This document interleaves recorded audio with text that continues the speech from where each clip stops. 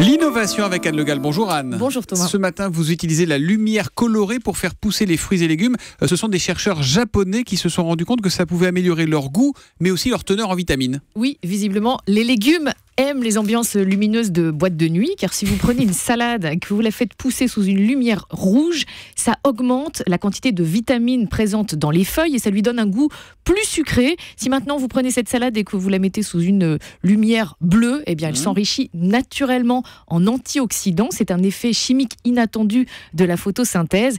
C'est étonnant, mais c'est très sérieux. Vous avez sur le fil Twitter un matin la photo de ces expériences scientifiques menées par l'université de Tamagawa à l'ouest de Tokyo. Mais Anne, est-ce que ça a un vrai intérêt? Les fruits et les légumes sont de toute façon riches en vitamines, naturellement. Oui, il y a un intérêt santé si on peut avaler 2 à 3 fois plus d'antioxydants et de vitamines grâce à des super légumes. Pourquoi pas? Ce sera toujours mieux que d'avaler des comprimés ou des jus de fruits enrichis artificiellement.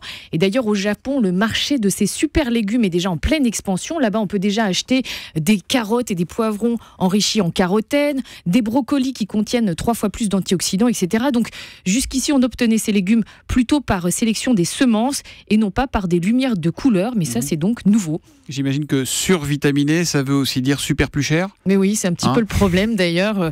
La douzaine de super légumes déjà présents sur le marché japonais coûte plus cher à cause de la sélection des semences. Si maintenant on développe la culture de légumes sous lampe bleue ou rouge, là aussi les prix monteront, ça c'est sûr, parce qu'il faudra payer la facture d'électricité. Ah bah oui. Alors que la lumière du soleil, eh bien, elle est gratuite. Ce sont les Japonais qui ont inventé les pastèques carrées déjà pour mieux les ranger. Il me semble qu'ils ont travaillé ça génétiquement. Et ça... Oui, bien sûr. C'est tout à fait possible. Oui, si, des pastèques carrées, ça existe. Effectivement, c'est plus facile à ranger. Oui. La chronique innovation avec Anne Le Gall, c'est tous les matins sur Europe 1. À demain Anne.